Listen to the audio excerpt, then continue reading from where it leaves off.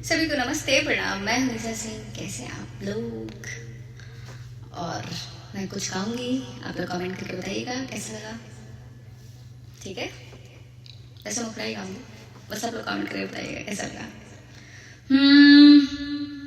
ना कोनो हाट ना बजरिया से होला, ना कोनो हाट ना बजरिया से होला, उमिरिया के रोग हा नजरिया से होला, उमिरिया के रोग हा नजरिया से होला।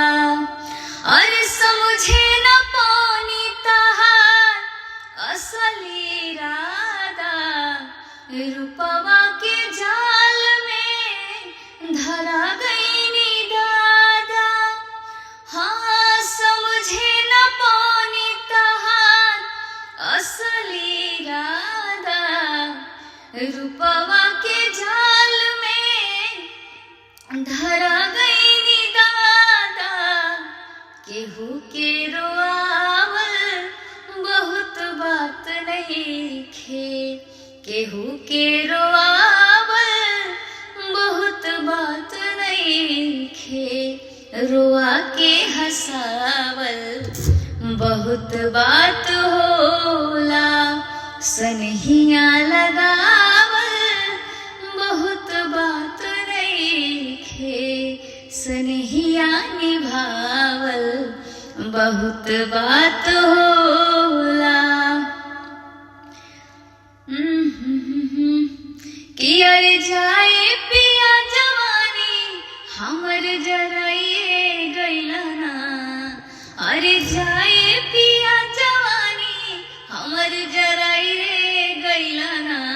एगो नचनिए कारण, एगो नचनिए कारण कनिया के भुलाई रे गइला ना, एगो नचनिए कारण कनिया के भुलाई रे गइला ना। तो आप सभी लोगों से निवेदन है, आप लोग गाना सुनिए और कमेंट करके बताइए कि कैसा लगा। अकेले बैठे बैठे मन नहीं लगता है, गाना गाते गाते ये हो जाता है, तो लगता है कुछ कुछ ऐसे भी करना चाहिए। आप लोग का बस आशीर्वाद प्यार बना रहे, आप लोग ऐसे ही मैं आशीर्वाद प्यार देते रहिए और मेरे जो गाने आए हैं उनको भी सपोर्ट करिए। सांवरे बलम जाके एक बार सुनिए, अन्नपूर्णा फिल्म पे वीडियो देखिए, बहुत प्यारा है और आशीर्वाद प्यार दीजिए। और एक मेरा चैनल है ऐसा रिकॉर्ड, उसको भी सब्सक्राइब कीजिए।